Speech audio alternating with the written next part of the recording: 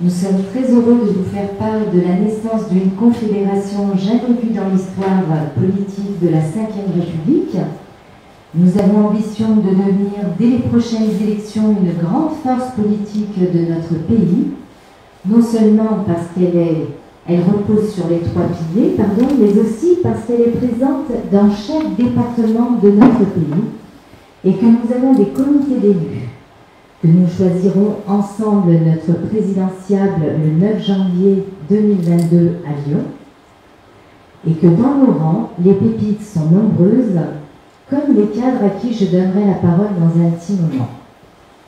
Je suis Sophie Spenato, je suis conseillère municipale à la commune de Mions, à la métropole de Lyon, et je suis coprésidente de l'écologie au centre. Je suis engagée dans une association sportive qui collabore avec la Fédération française de kickboxing, qui accompagne les grands champions de boxe au niveau mondial et international. Donc je vais laisser la parole à mon cher collègue Ghislain Wizonsinski, qui est conseiller régional, Ghislain, dans la région Grand Est. Merci, Monsieur le Président. Merci Sophie. Bonsoir à tous. Donc je suis ravi d'être ici. Je suis effectivement conseiller régional à la région Grand Est. Je suis à la commission Finances et à la commission Enseignement supérieur, Recherche et Innovation. Nous faisons partie d'un petit groupe d'élus écologiques de 14 sur 159 élus. Mais cette présence nous rend extrêmement, intéressant, puisqu'on est même en étant minoritaire à faire bouger les lignes. On est extrêmement actif, on dérange un petit peu et c'est pas plus mal. J'ai rejoint moi cette action politique parce que je connais Jean-Marc Golenatori depuis 2006. Lors des élections législatives 2007, je me suis engagé à ses côtés. C'était mes premières législatives. Entre-temps, j'ai fait tout un tas d'élections, j'ai gagné beaucoup d'expérience, j'ai bien élargi mon réseau. Et là, je pense qu'on a la belle en France de vivre quelque chose de formidable. Je suis vraiment ravi d'être ici ce soir parmi vous parce que je pense que c'est un acte de naissance fondateur. Je vous remercie.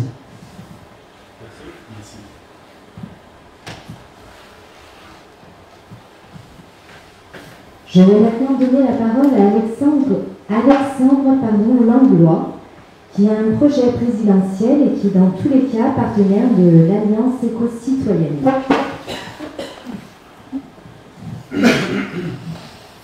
Bonjour à tous, alors merci pour cette invitation.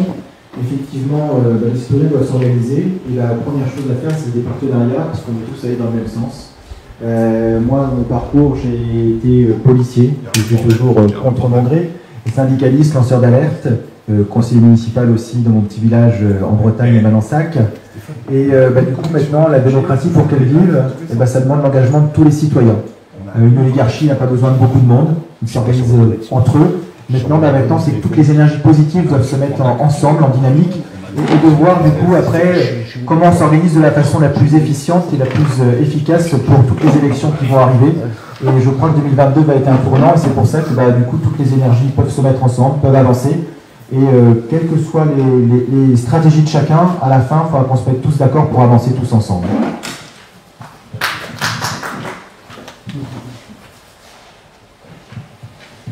Je vais donner maintenant la parole à René-Claude Argis, qui est représentant du comité citoyen de la Guadeloupe et porte-parole de l'association RECAP, une association de rassemblement exotique de citoyens pour une action publique.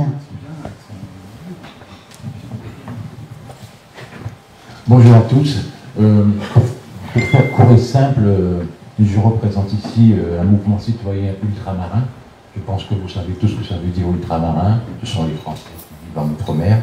Et hier après-midi, leur représentant là-bas m'a demandé de les représenter ici. Donc j'arrive sans trop connaître votre groupe. Il nous a demandé de le représenter. Pourquoi? Parce que nous sommes en lien avec eux. Ce nous, c'est qui? Ce nous, c'est une structure SCIC, une société coopérative d'intérêt collectif, qui se dénomme Outre-mer Business Expansion. Et nous sommes en lien donc avec l'ORECA. Et nous aussi, nous avons une vision citoyenne, mais sauf que nous ne l'avons pas vue sous l'aspect, sur l'échiquier politique, mais sur l'échiquier économique. Donc, je les représente aujourd'hui, et je suis en train de le faire en temps réel, un petit compte rendu là-bas, et voilà. Merci beaucoup, merci.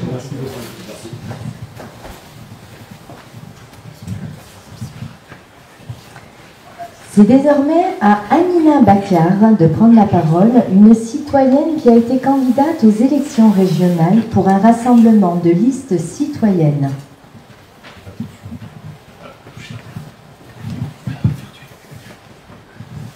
Bonjour, je suis Amina Bakar, présidente du mouvement Perspectives France et porte-parole de la mouvance 100% Force éco-citoyenne. Excusez-moi. Donc aujourd'hui, nous sommes à l'heure d'un affaiblissement de la démocratie, celle qui dérégule, qui divise, qui urise et qui appauvrit. Nous rencontrons une montée des inégalités sociales, territoriales, des discriminations et des atteintes à l'environnement et à l'homme.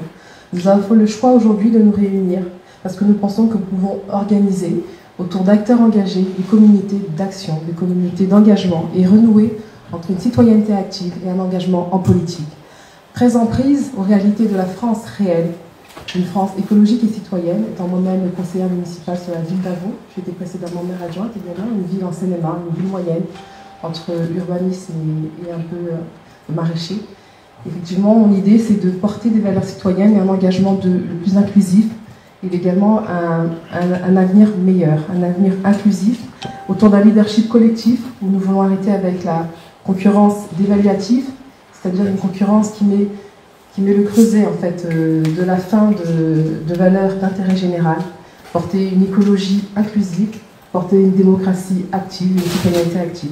Voilà pourquoi aujourd'hui nous rejoignons cette confédération et espérons que ces élections présidentielles seront la fenêtre médiatique qui permettront de faire entendre un nouveau leadership collectif et plus seulement individuel qui contribue à la reproduction d'intérêts particuliers. Merci.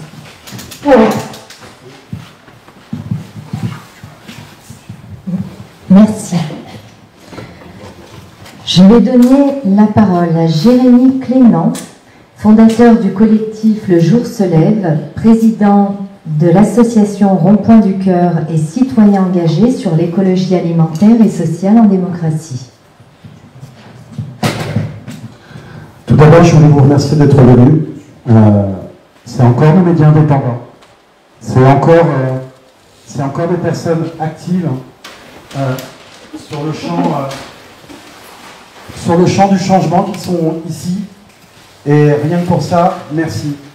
Pourquoi nous avons fait tout ce que nous avons annoncé là? Pourquoi nous sommes tous réunis? Tout simplement parce qu'on a des objectifs communs. Ces objectifs, c'est d'être dans la place politique, à minima pour être concerté et entendu, et être force de proposition. Dans le temps, être un contre-pouvoir réel, mais aussi être en capacité, en se donnant les moyens, bloc écolo indépendant, bloc citoyen, bloc régionaliste, de pouvoir faire en sorte qu'un jour, la voix de tous les citoyens soit entendue, et qu'on arrête de prendre des décisions envers et contre tout, notamment sur cette logique, et qu'à un moment donné, il puisse arriver ce qui doit arriver, c'est-à-dire un équilibre. Les inégalités, les injustices sont ce qui nous ont engagés. Beaucoup ont vu la réalité du terrain et sont conscients que des millions de personnes dans notre pays sont complètement bafouées et oubliées. Nous, on va se battre pour ça tous ensemble. Et l'Alliance éco-citoyenne, c'est quelque chose où chacun y a sa place. Et j'ai envie de vous dire qu'aujourd'hui, on pose les premières pierres ensemble. Cette réussite, elle dépendra aussi de vous. Parce que ce projet nous appartient à tous.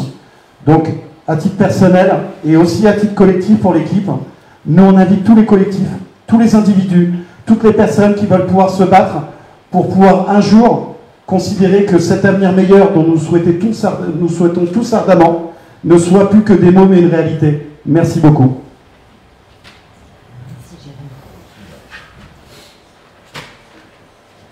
Je vais laisser la parole à Loris Elmayan, citoyenne qui a rejoint l'Alliance éco-citoyenne, chargée de clientèle pour des structures d'insertion professionnelle et avant cela a travaillé pour l'industrie pharmaceutique.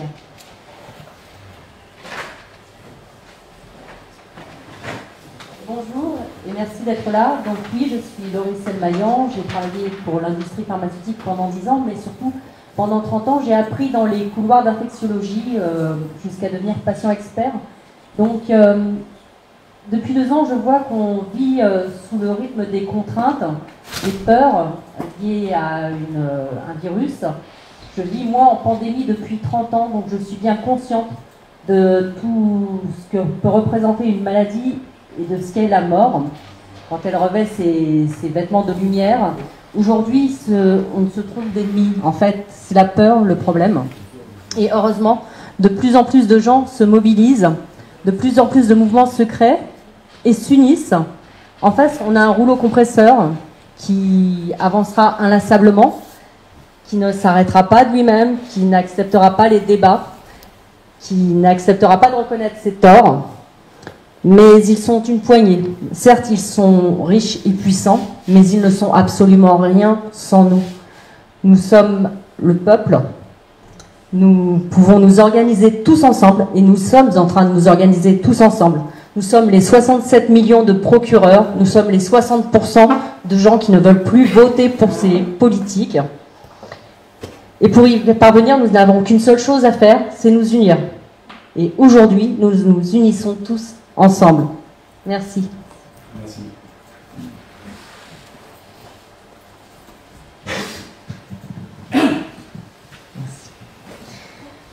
C'est au tour de Sabalatrache de prendre la parole, une fondatrice du collectif Mouvement du Peuple.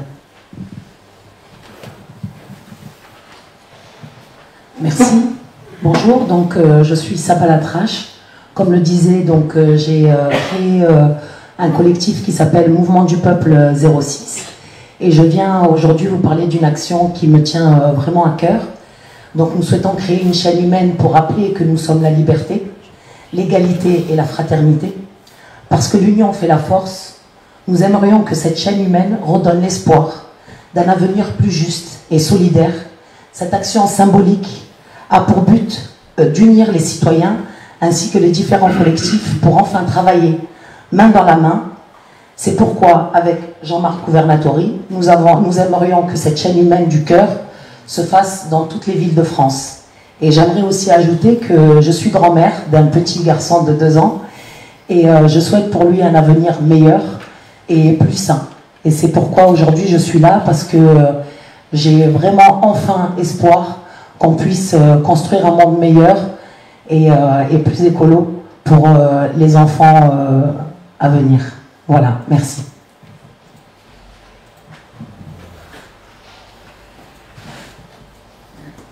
Je me fais le plaisir de laisser la parole à Jean-Marc Gouvernatori, coprésident de l'écologie au centre. Bonjour, merci à tous pour votre présence. C'est vrai que ça nous fait très plaisir de vous voir nombreux comme ça et engagés pour la cause. Ça me fait aussi très plaisir que nous soyons nombreux à parler. Je suis toujours un peu surpris que des candidatures citoyennes se fassent seules. Je pense qu'aujourd'hui, on ne peut parler que collectif. Et quand on est citoyen, surtout, on parle collectif. Et là, nous en sommes la preuve vivante. Et ça me fait vraiment, vraiment, vraiment plaisir. On a donc créé une armée politique. Une armée déterminée, organisée et pacifique. Une armée de citoyens, d'écologistes et indépendants et de régionalistes. Ce qui ne s'est jamais vu, effectivement, dans l'histoire de la Ve République. Et nous sommes potentiellement la première force politique de France à travers la masse de militants que nous avons partout, la masse de sympathisants que nous avons partout, et en capacité, dans le plan A, de gagner les élections futures. La barre n'est pas très haute, en fait, puisque dans notre pays, il y a 48 millions d'électeurs inscrits. Il y aura probablement autour de 70%, 75% de participation, ce qui fait autour de 35 millions de votants. Pour accéder au second tour de la présidentielle, il faut faire 20% de ce chiffre, donc 7 millions de votants. Donc en fait, il faut faire 7 millions de votants sur 48 millions d'inscrits. Et compte tenu de votre qualité, compte tenu de la qualité des cadres, compte tenu de toutes ces impasses qui existent, à partir du moment où on fait connaître la confédération éco-citoyenne que nous sommes, et que nous avons la chance d'avoir des cadres comme ça, dont Olive Olive qui va nous succéder, je pense qu'on peut faire vraiment quelque chose d'extraordinaire en 2022. Merci Jean-Marc. Je vais donner la parole à Rachid Mokrane, le co-porte-parole national de l'écologie au centre et porte-parole de l'association tout citoyen d'un mouvement des droits et devoirs civiques écologiques. Alors oui, le Club Tous Citoyens, c'est un mouvement des droits et devoirs éco-civiques. C'est un mouvement qui vise à rassembler des jeunes, la jeune génération, parce que nous avons une responsabilité éthique, c'est de transmettre aux générations qui arrivent, qui sont là, et pour les générations futures, notre envie de faire bouger, changer la société. Oui, après des années d'action et d'engagement, c'est en 2017 que Jean-Marc Governatori a pris son bâton de pèlerin pour parcourir 800 000 km et proposer cette idée de rassembler les forces écologistes indépendantes, les forces citoyennes et régionalistes. Alors, vous comprenez que c'est dans la concertation, le dialogue, ça n'a pas toujours été facile, mais nous avons réussi, après des années, à pouvoir fédérer et créer une cohésion. Et de cela, nous avons tous et toutes conscience que nous avons des défis gigantesques à relever, et je dirais dans le respect des valeurs laïques et républicaines de notre pays. Alors, aujourd'hui, bien sûr, personne ne conteste la crise climatique. D'ailleurs, c'est Jean-Marc qui nous rappelle avec force que ce qui est en jeu aujourd'hui, c'est la survie de l'humanité et du monde vivant, et nous devons pour cela sortir de nos égocentrismes. Notre ami Olive et Jérémy, par leur courage, leur engagement et leur détermination, nous rappellent qu'il ne faut jamais baisser la garde face aux injustices, à l'exclusion et déclassements terribles que vivent des pans entiers de nos concitoyens, sans parler des discriminations. C'est bien sûr Amina qui nous rappelle que c'est un poison mortel pour l'unité et la cohésion de notre nation. Le constat ne suffit pas. Nous avons l'ambition de bâtir des solutions concrètes pour créer les conditions du grand apaisement, n'en déplaise à Mister Z. J'ai une pensée particulière pour mes amis Hugo et Jean-Marc Philibert, qui ont fait 1000 km aujourd'hui et qui mettent toute leur énergie pour que la question du handicap soit traitée comme priorité nationale. Pour ma part, je veux vous parler d'une crise terrible qui produit des dégâts et renforce la crise de défiance des citoyens à l'égard des politiques. C'est la crise éthique et morale dont sont responsables une grande partie de notre classe politique. D'ailleurs, si nous sommes là, c'est parce que nous nous demandons si cette crise de confiance et cette déception n'est pas produite volontairement pour faire en sorte que nous soyons absents des débats publics et que nous soyons absents des instances de décision. Voilà pourquoi 80% de nos concitoyens n'y croient plus et aujourd'hui ne font plus confiance en la classe politique. Et je m'autorise, puisque certains font des citations, je m'autorise à citer 3 géants de l'humanité que sont Socrate, Confucius et Aristote, qui disaient que éthique et politique ne faisaient pas bon ménage et que c'était la force des méchants qui gouvernait le monde. Eh bien nous, on va démentir cela et on va démontrer que c'est l'éthique de la responsabilité des hommes et des femmes qui sont convaincus, comme ceux qui sont autour de cette table, qui veulent bâtir un projet de société et remettre l'éthique de la responsabilité au cœur de notre projet de société. Merci Rachid. On ne s'applaudit pas, personne n'a été applaudi, très bien. Je vais donner la parole à Katia Scherer, une grande militante, membre du bureau d'organisation de l'Alliance éco-citoyenne. Alors, tout d'abord, merci à tous d'être là. En tant que citoyenne, je voudrais, moi, faire passer un message. En réalité, faire un remerciement à notre gouvernement. Car pendant toutes ces années, ils nous ont montré ce qui était bon mais aussi ce qui était mauvais. Cela a eu pour conséquence de nous éveiller et d'avoir envie aujourd'hui d'être là tous ensemble et de co-construire. C'est exactement en cela que je crois aujourd'hui, que nous croyons tous.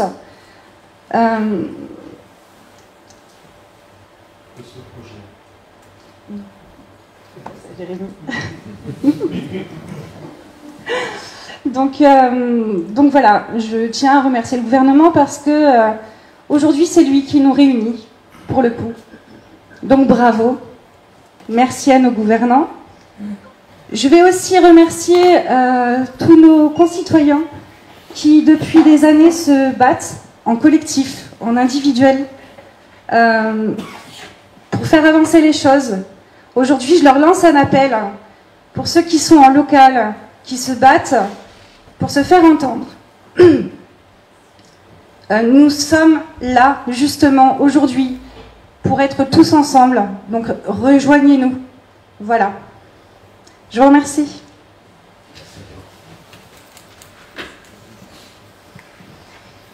Je vais ajouter un dernier mot et je vais vous donner la parole à Olivier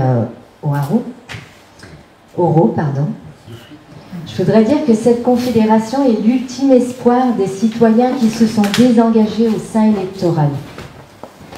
Cette confédération va déclencher un apaisement, mais aussi relancer la participation des votes par une volonté de s'impliquer pour élire enfin une personne présidentiable à la hauteur des espérances de tous les Français. Je voudrais juste rappeler, pour ne pas être trop longue, que le rôle du président est de protéger, de prévoir et d'agir. À toi, Olivier. Merci, Sophie. Bonjour à tous. Bon, déjà, moi, je remercie toutes les personnes qui sont présentes ici, que ce soit de ce côté ou de ce côté-ci, et puis toutes les personnes qui sont en train de nous suivre aussi en ligne. Un grand merci à tous les médias indépendants aussi qui sont présents et qui ont fait le déplacement. Pour que tout le monde comprenne, forcément, on n'aurait pas pu faire une table jusqu'au bout là-bas de tous les collectifs qui ont déjà rejoint Alliance Éco-Citoyenne, parce qu'il y en a déjà énormément et ça continue d'influer. On est même dépassé un petit peu à certains moments par le travail, mais on arrive à le faire pour arriver à discuter avec tout le monde et à créer cette convergence qui, pour moi, est très très importante. C'est pas compliqué. Si chacun fait son boulot tout seul dans son coin et de son côté, malheureusement, chacun fera des petits résultats. Par contre, si on arrive à additionner tous ces résultats, on va pouvoir arriver à créer cette grande force politique citoyenne. J'insiste sur politique citoyenne, puisque aujourd'hui, vous avez presque 60% des citoyens qui ne prennent plus le chemin des urnes parce que la politique politicienne, ils n'en veulent plus. Pourquoi ils n'en veulent plus? Parce qu'ils ne sont pas écoutés, tout simplement. Et on ne leur demande jamais leur avis. Le référendum, au sein de Alliance Éco-Citoyenne, ça va être quelque chose de taille et qui sera incorporé. Et j'en donne d'ailleurs ma parole, et je suis un petit peu le garant de tout ça, parce que pour moi c'est super important. On peut revendiquer, on peut amener beaucoup de choses, mais il faut aussi construire. Je pense qu'on n'a pas assez construit, on est en train de construire aujourd'hui, et très sincèrement je voudrais insister sur l'enjeu. Je pense qu'il y a un énorme enjeu aujourd'hui, qui est attendu par beaucoup de citoyens, et il n'y a qu'une seule façon pour que ça puisse fonctionner, une seule, que tous les citoyens se mettent au jeu. À ce jeu de cette politique citoyenne, et c'est le boulot de tout le monde qui payera en fait. C'est pas le boulot d'une personne ou de 10 personnes, c'est le boulot de tous les citoyens. Si on pouvait prouver à tous ces clivages, où ils font d'ailleurs la petite guéguerre en ce moment, vous avez bien vu ce qui se passe à la télévision, d'ailleurs même des montées de haine dans certains meetings, ça me fait un peu rigoler quand on me dit qu'on veut combattre la haine, et que la haine est déjà chez eux, dans leur propre discours. Il faut vraiment qu'on arrive à concentrer cette politique citoyenne. Pourquoi je dis ça? Parce que si on se loupe là, cette fois-ci, je pense qu'il y aura des dispositions qui seront prises dans les 5 années à venir où on pourra plus reprendre le pouvoir citoyen. Ce pouvoir citoyen qui n'a jamais vraiment existé, je dirais. Et je voudrais vraiment qu'on arrive à l'amener, je voudrais que tout le monde soit écouté, et je voudrais que tout le monde prenne ça dans ses mains. Et franchement, je le dis, vous voyez, j'en ai même les mains qui tremblent, parce que je le dis vraiment avec mon cœur. J'ai vu tellement de choses dans la rue, tellement de souffrances à travers des personnes qui ont travaillé toute leur vie, des personnes à la recherche active d'emploi, des salariés qui n'y arrivent pas, des gens victimes d'un handicap qui sont dans une précarité totale, une telle misère dans notre pays, pendant que tous ces gens-là, au plus haut niveau, au tout plus haut niveau, il n'y a plus de ruissellement. Plus de ruissellement pour ces gens-là. Et moi, je voudrais qu'on arrive à avoir, premièrement, du ruissellement, et deuxièmement, une écoute de tous les citoyens. Donc le référendum, pour moi, c'est super important. Et posez-vous la question, dans le top list des médias, où on nous amène les 5 ou 6 politiques, pourquoi personne parle du référendum et pourquoi personne veut le mettre en place? Parce qu'ils ont décidé de ne pas écouter les citoyens, tout simplement. Merci à vous. Merci. Donc voilà, la conférence se termine pour les prises de parole. Donc on reste à votre disposition pour toute question. Éventuellement, vous pouvez venir prendre le micro et poser votre question directement. Hein. On peut faire un jeu de proximité, ce sera avec grand plaisir. Vas-y, Lucas. En fait, ce que je voudrais, c'est un peu plus de détails sur ce que vous envisagez comme règle, comme texte. Est-ce qu'il y a un texte commun déjà fait ou à faire? Voilà, sur les, comment vont se répartir en particulier le choix pour les députés, enfin les candidats, comment ça va se faire? Est-ce que ça va être une désignation locale et démocratique avec, est-ce qu'il y aura un contrat du candidat qui doit respecter une sorte de contrat impératif comme quoi en fait il doit chaque fois consulter la population pour instaurer la démocratie? Alors, il y a plusieurs questions dans ta question. On va commencer dans l'ordre. Les législatives sont déjà organisées au sein de l'Alliance éco-citoyenne et d'écologie au centre. C'est-à-dire que la primeur est réservée, la propagande est réservée. Il ne reste plus qu'à choisir un processus démocratique là où on le décidera et par le biais des comités citoyens répartis sur tous les départements pour envoyer des citoyens engagés. Donc ça sera des citoyens, mais ça peut être aussi des élus de l'écologie au centre ou des militants de l'écologie au centre ou alors des régionalistes, peu importe. L'idée aujourd'hui, et tu l'as très bien dit Lucas, on travaille avec Decidemos, on a reçu hier encore l'aval de certaines personnes qui depuis 20 ans travaillent sur ces sujets-là, et notamment la séparation des pouvoirs, ou en tout cas une prise de responsabilité citoyenne qui permettrait d'être aussi crédible et de montrer que nous, les citoyens qui vivons les choses tous les jours, sommes à même de proposer des choses qui soient crédibles pour un changement de paradigme. Il est évident qu'on fera ça ensemble, on le fait déjà depuis longtemps. Il est évident que ce n'est pas nous qui allons décider de ce qui va se passer. Pour l'instant, on a un tract à évolution permanente qui, lui, parle de la séparation des pouvoirs, parle d'un changement constitutionnel. Je ne citerai pas plus de noms que des personnes sont absentes ici, parce que d'ici à janvier, croyez-moi, vous aurez il y aura beaucoup de bonnes surprises. Des personnalités publiques connues dans des domaines, ou plus généralement dans tout, des personnes actives, des militants. Donc pour l'instant, pour l'heure, il s'agit déjà d'expliquer que l'on est là, qu'on est présent. Tout le reste se construit de manière collégiale à travers les ateliers de travail sur tous les sujets. Tu en fais partie de certains. Nicolas aussi, notre ami Gros de Seta, il travaille. On vient de recevoir les données donc, de David Prost du vrai débat qui nous a tout envoyé pour que les propositions qui ont déjà fait consensus puissent être portées dans un ordre prioritaire.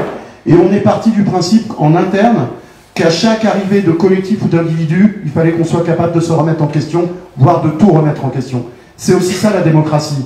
On dit que la liberté des uns s'arrête où commence celle des autres, mais on peut aussi dire que si demain on veut que chacun puisse trouver sa place, eh ben, il faut pouvoir reconnaître à tout le monde le premier pas qui va faire qu'on peut se faire confiance et qu'on peut aller au combat ensemble. Et c'est là où on va aller. Donc le processus démocratique sera certainement pas le même en fonction des circonscriptions des départements, puisque vous avez déjà des candidatures sur les 577 circonscriptions qui se sont engagées. Néanmoins, on sait qu'il y a d'autres initiatives. Et évidemment que les portes et les fenêtres seront toujours ouvertes pour faire en sorte que, sur les présidentielles, on soit capable au premier tour de représenter plus de 7 millions de votants, mais sur les législatives, faire en sorte qu'on puisse soit avoir un bureau politique digne de ce nom, soit que ces appareils politiques qui ont déjà la main sur tous les pouvoirs fassent en sorte de venir s'asseoir à la table avec nous pour discuter de l'avenir en commun. C'est soit on le fera avec eux, soit on le fera sans eux. Mais une chose est sûre, on va le faire.